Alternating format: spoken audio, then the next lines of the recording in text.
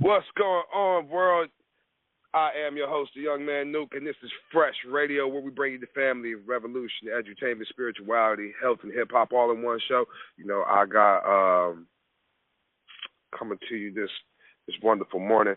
I got awesome guests. We chopped it up not too long ago, actually, to be truthfully. And man, we coming up to chop it up again. Man, this is my man Creed. Creed, you out there, bro? Oh yeah. What up? What's the word, man? How we feeling? You know what? I ain't even gonna hold you up. I'm out here stepping on roaches and lighting them up too. Man, listen, Creed. Talk to the people. This is your first time on the platform, so talk to the people. Tell them a little bit about yourself, because you know can't nobody talk about you like you. And then we're gonna get into it. 100. Well, first and foremost, peace, blessings, glory, praise, and honor to the Most High. It's a privilege to be here. I go by Creed, a.k.a. Deep Entropy, last of a writer's creed. I'm a poet, storyteller, writer, podcaster. I collaborate, interview, I talk my shit, unfiltered, uncensored. You name it, we go there. Politics, religion, spirituality, relationships, poetry, whatever you want to converse about, we've got the platform for it. I'm from Washington, D.C., divorced over 10 years now. Just on my own crusade right now to spread awareness, to bring communities together. Just attack a lot of these different policies that they keep on putting out here to the public. Just trying to get people to unite and stop being so divided, you know what I'm saying? So, I mean, that's just a little something about me. No, definitely. We're going to get into a little bit more, too. Bro, I got peoples out in D.C., my family out in D.C., you know, they actually work down there at the government.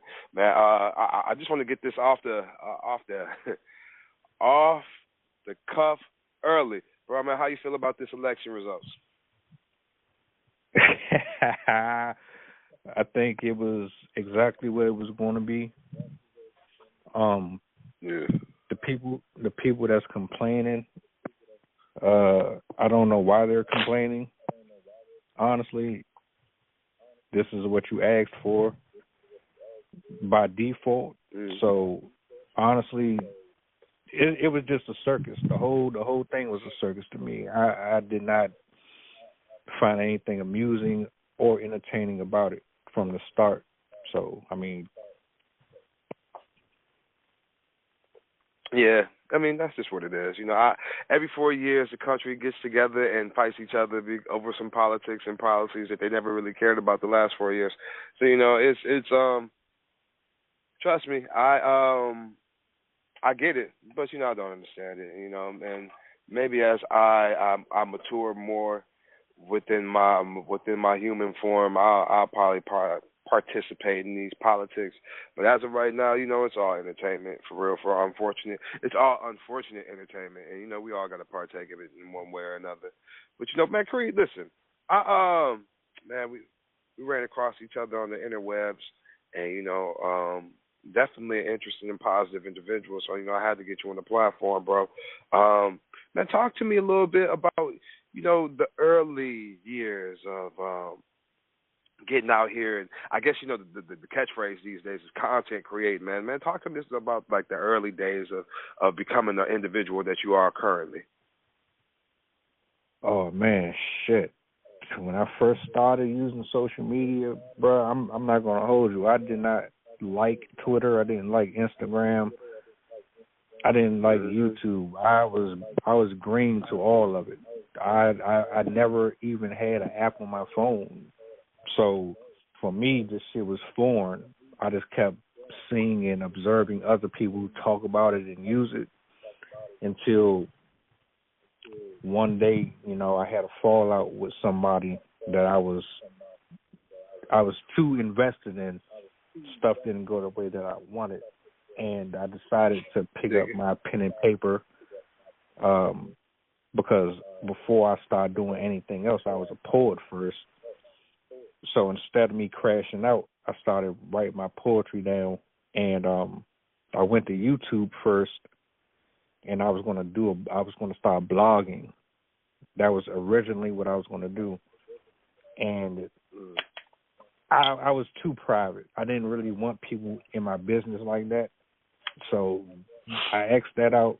I started writing poetry. I started recording my poetry. Went from YouTube, then I went to Twitter because I wanted to branch out and connect with people. From there, I ended up going to IG. From IG, I ended up on 3 other platforms later on. Yeah, that's the summary, the quick go-to in terms of how I started and how I ended up where I'm at right now. Yeah, no, I understand that. You know, just another outlet for expression, you know, because, well, that's the whole reason why I started this platform, is because I just wanted, you know, I write, I do poetry, you know, I do a little spoken word, you know, I perform on stage or whatnot, you know, and I talk my ish from time to time, which is damn near every day, but, like, I needed something else that would allow me to be able to flex the things that I hold dear, the things that I like to talk about, you know, outside of interviewing, you know, I do this show every Sunday, and, you know, I just talk about things that's on my mind, things that I got going on. You know, I usually go with a topic, and, you know, I just go in for the month. But, you know, these are all things that I find interesting.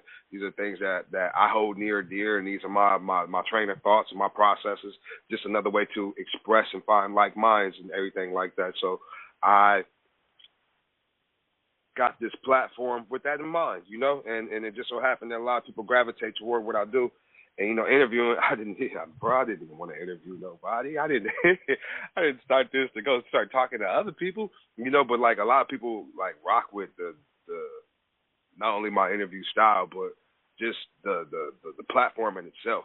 They like that they can come here and they can talk about what they want to talk about, promote what they want to promote. You know, it's an outlet. You know what I mean? So, like, yeah, man, it's dope when the plug can become an outlet too. You did, like, when it gets down to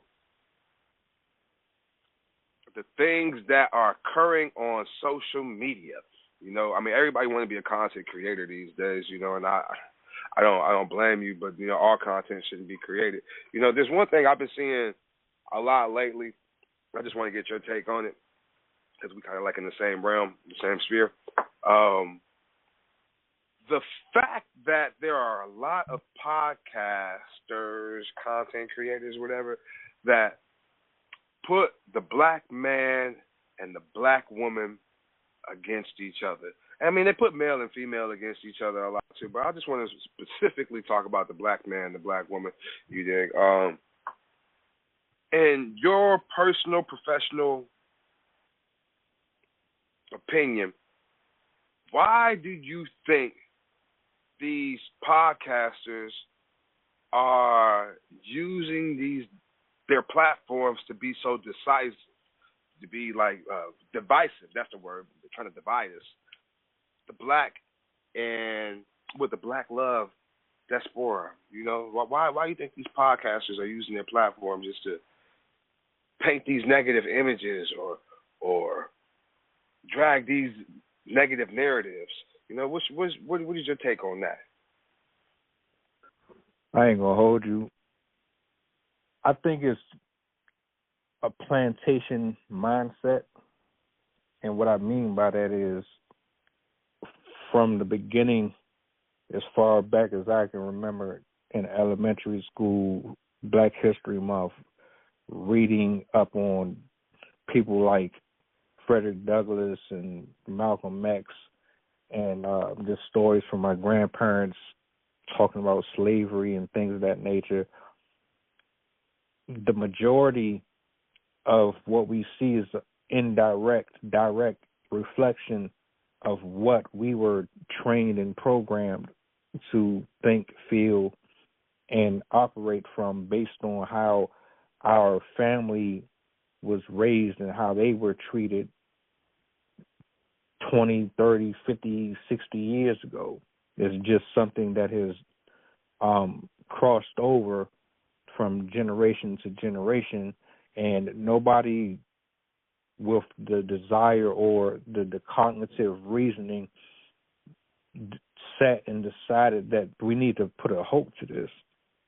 Nobody is really saying, or should I say, not enough people are sitting there saying, hey, you know what?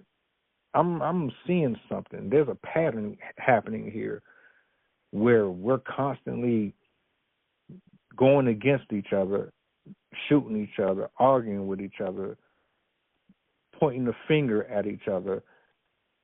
Is anyone else noticing this? Why is this happening? Where did it start? Where's the information that I need to pull up so that we can do these numbers and actually analyze exactly what is happening? And from there, we decide to say, all right, this is really the reality of what's happening here. We're all being screwed over. We're all being manipulated and controlled and used in a bigger scheme that we really comprehend. And we need to do something about it. I don't believe enough of us really care enough. You know what I'm saying? So we substitute unity with self-serving attitude and behavior patterns. And because of that, we just don't get nowhere. We just continue on this cycle of pointing the finger and having ignorance as our teacher, and I think it's absolutely foolish. No, man, you said a mouthful, dude. You said a mouth and a handful. Gonna hold you up. You know, my family originally from Mississippi. I want to say on both sides, and every so often I travel down to Greenville, and along down that Mississippi route, you know, there's that, like, man, that highway that we driving on, that didn't used to be there. And the fields on both sides of that highway used to be filled with folks working, manual labor, you know, like that. To put that into perspective, my grandmother, who's still alive, 82 years old, her dad was a sharecropper working in those fields. You know what I mean? So, like, it wasn't that long ago. Like, it really wasn't that long ago that we weren't allowed to drink at the water fountain if some white person was there. We wasn't even allowed to be on the same side of the street. And even now, depending on where you might be, you better be careful if the sun go down and you caught. You know, so, like, yeah, it's a lot of, I don't want to throw no names like, you know, Jim Crow and all those black laws. And I don't want to throw no names out there like that because, you know, I'm knowledgeable, but I'm not all the way researched on it enough to where I can do that. I read the book by I'm looking at it right now, Michelle Alexander, The New Jim Crow, Mass Incarceration in the Age of Color Blindness. And that book really lets you know that, you know, slavery was abolished except for in the 13th Amendment, which basically says if you become imprisoned, then, you know, you basically turn yourself into a slave. And that's the reason why America has the most prisoners in the judicial system, if you will, because they still practicing slavery, you know? Like, I mean, that's honestly where we are. So, you know, that was a good point that you bring that up about how they still preaching the good word, if you will, these podcasters and whatnot. Yeah.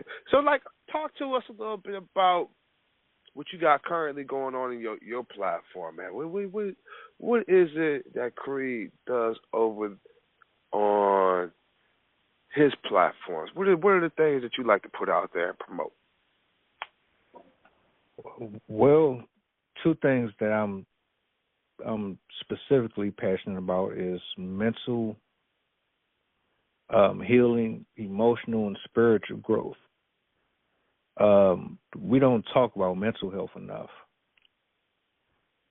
Folks going through depression, committing suicide, crashing out over not feeling like they're good enough, not understanding that everything that you see, hear, and watch is edifying for the spirit. Taking better care of yourself, what you read, what you invest your time in. I think that's something that gets super slept on for a couple of reasons, because you don't have the numbers behind you. You don't have thousands and thousands and thousands of people saying, hey, he has 100 million people following him, so he must be telling the truth. We can go ahead and listen to him because he has 85 subscribers. He what? He only got 1 or 2 likes. Oh no, he ain't important. He ain't got nothing. She ain't got nothing to say. So I want to break the barriers. People who don't have like that grandiose stage does not necessarily mean that they don't have jewels to drop. I believe that everyone plays a intricate. Yeah, I believe people have an intricate role in society for whatever reason, big or small, and you don't have to have large numbers to make an impact. I think that's cap. I think that they made it that way so they can keep you hindered in your own progression. So mental health, spiritual growth, awareness, I'm all for it. I advocate for it a lot. And that's pretty much where I'm at as far as the show goes. But we cover a number of different things too. Okay, yeah, no, that's that's something that a lot of people don't take seriously. You know, outside the spirituality aspect, the spiritual aspect, a lot of people don't take that mental aspect serious. You know, that mental health portion is so important. You know, I'll be honest with you, mental health didn't really become a thing to me, like the severity of it, until like the last 6 years, maybe 5 years. You know, I really had to start taking that really, really, really, really serious, and being more, I want to say, cognizant of the people who I keep around me and their mental state as well. You know, like just being in tune with not only self, but like I said, those around me.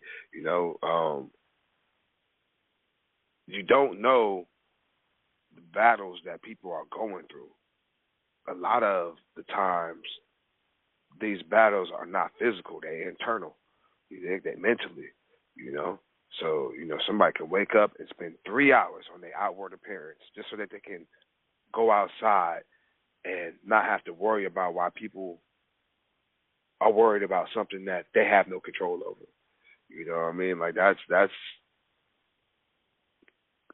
I'm not gonna say a small thing, but like that's one of the many things that people got going on in their life. You know what I mean? And I just picked that out of anywhere. You know, like it could be anything. You know, like man, your rabbit could have just got ran over or something like that, and you're dealing with depression. You know, so like those things. I mean, it's a mental thing. You know, and it's real. You know, like for real, and people don't take that type of thing serious enough. You know, they think that, and especially us as men. You know, I keep every male I keep in my circle. They have a high level of emotional intelligence, enough to know when they are off, and also enough to be able to check in with others and help them when they feel that they are off. You know what I mean? Like, that's so important, dude. Like, so let me ask you this, Creed. As far as, and this kind of tags along with the mental health aspect. But as far as brotherhood and camaraderie, just looking at, and it's kind of changing it a little bit, or we're going left in the conversation, but it's still on point. You dig? As far as the younger generation, I'm just now, honestly, I'm being comfortable with realizing that, hey, I'm an OG. I'm really, really an OG out here, dude. Like, for real. So, like, as far as the younger generation that's up under us, like, how do you, as an observer and even as a participant, how do you feel this younger generation is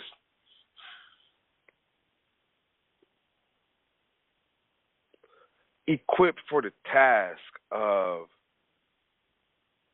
this brotherhood that we're up in there?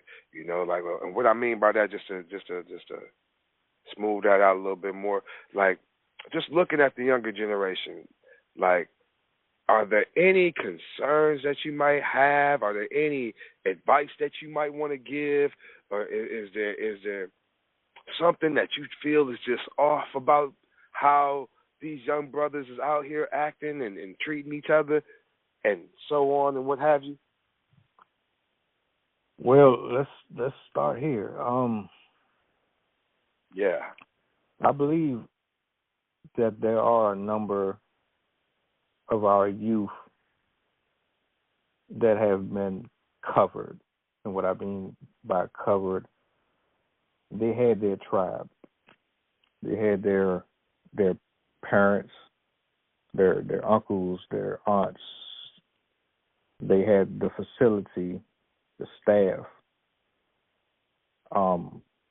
as a support system to really hammer in the ups and downs of reality, how to navigate dealing with interpersonal relationships, how to examine themselves internally and externally while utilizing the information and education that is allotted to them properly. But my concern is that the numbers are significantly low compared to what it once was. I don't believe, in my honest opinion, that we have enough of our youth operating from that same place at all. I don't. I think that my concern is that more of us have been substituted by Sexy Red and Cardi B and Glorilla, and they don't have the same discipline or the same purpose or desire to want better for the overall well-being of the country. And I blame a lot of it on social media, and I blame a lot of it on just that repetitive plantation mindset, So it's going to take a lot, to me.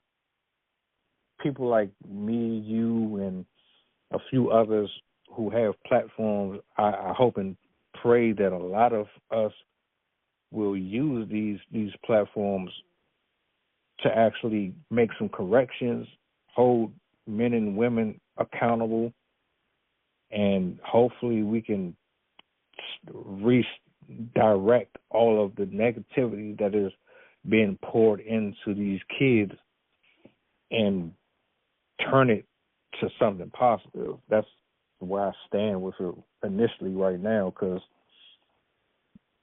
you wouldn't believe it unless you went on TikTok or Instagram, where these 3-5-year-old little girls dancing to Get It Sexy and all that shit. So, yeah. Yeah, no, for sure. I got a 10-year-old, and I'm not saying like I'm keeping her control, but man, like, dog, it's another decade. She's going to be grown. You know what I mean? And there's really nothing I can do. But like, man, I'm telling you, whew, man, brothers, we need it in the household. If you got these daughters and these sons, you got to be present in their life as much as possible. It's not. It doesn't even, man. Yo. What is it? Your presence as well as your demeanor around and away from them and they mama is really like, man, we got it's war going on, and it's physical, spiritual, mental. It's going down. It really is. Yo, Creep, tell the people what you got going on and how they can get in contact with you, bro. Respectfully. So, Assembly of Excellence podcast airs Monday through Thursdays, 7 p.m. Eastern Standard Time, streaming on all platforms, YouTube, Rumble, Twitch, Twitter, Instagram. My handles are Deep Entropy, DEEPENTROPY,